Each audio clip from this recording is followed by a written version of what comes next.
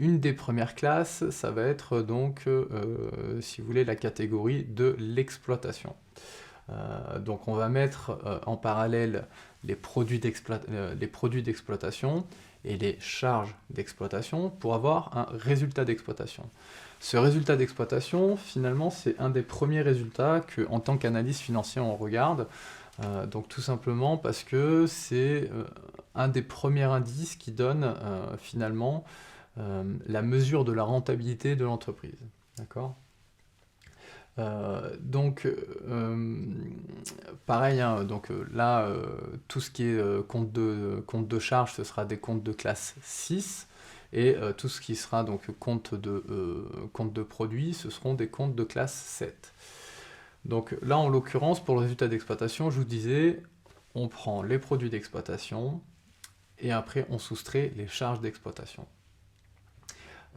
Donc, qu'est-ce que ça veut dire? Bah, simplement, dans les produits d'exploitation, il faut que vous disiez que c'est finalement tout ce que l'entreprise a vendu et qui est issu même de son activité. Donc ce pourquoi elle existe. Vous voyez, un chef d'entreprise monte une entreprise pour une activité bien précise dès le début. Et ben, cette activité-là, ça va être son exploitation. D'accord ? Et donc du coup, le premier résultat intermédiaire du compte de résultat que l'on va voir, donc le résultat d'exploitation, il met finalement en lumière la rentabilité de son activité.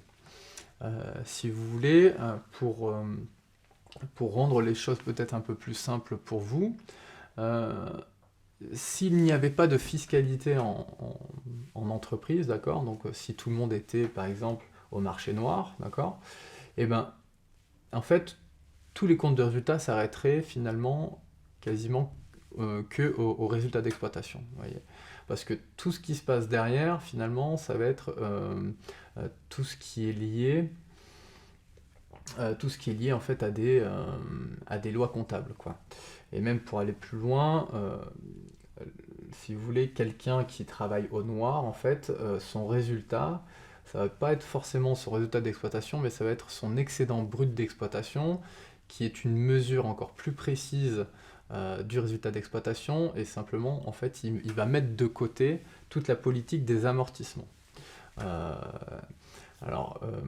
les amortissements, justement, qu'est-ce que c'est? Donc les amortissements, ça fait partie des charges d'exploitation. Alors souvent, on peut croire que les amortissements sont pénalisants pour l'entreprise, mais pas du tout. En fait, les amortissements permettent de réduire un résultat, mais de le réduire de manière fictive, d'accord ?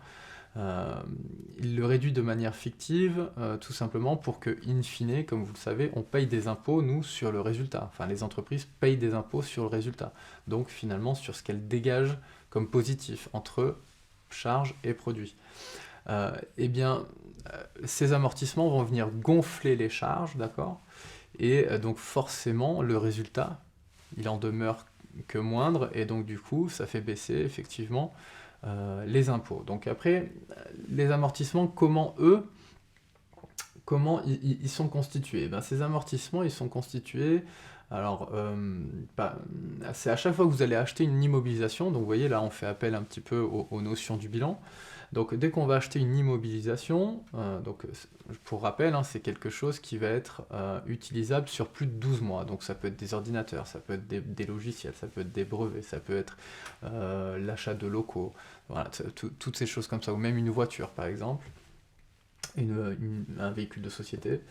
Eh bien, vous voyez que tout ça, ça a quand même un certain investissement, d'accord? Donc souvent l'entreprise s'endette pour avoir ces acquisitions-là. Et donc, pour en fait, si vous voulez, arranger les entreprises, donc on peut pratiquer donc, cette politique d'amortissement. Donc un exemple, j'achète quelque chose, une IMO, n'importe laquelle, 100 000 euros, que j'amortis sur 5 ans, donc ça veut dire 20 000 euros d'amortissement chaque année, d'accord? Donc sur 5 exercices différents, j'aurai 20 000 euros de charges fictives.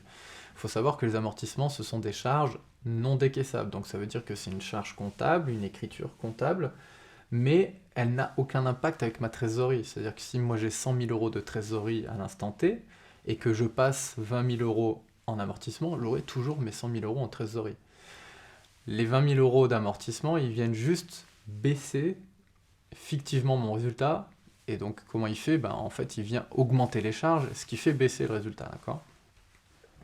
Eh bien, donc, c'est ce qui pousse aussi, en fait, finalement, les entreprises à investir.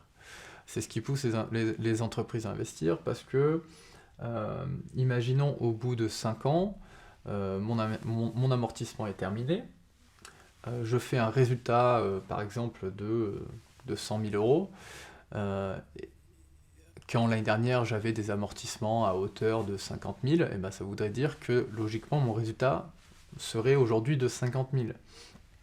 Mais comme je n'ai pas pu de pratiquer d'amortissement parce que j'étais en fin d'amortissement sur toutes mes IMO, et ben mon résultat il reste 100, et donc du coup ben, moi je vais payer des impôts sur les sociétés sur 100. Donc vous voyez l'importance de continuer les investissements et de renouveler ces investissements permet, alors bien sûr quand on réinvestit, il faut avoir la trésorerie ou il faut s'endetter.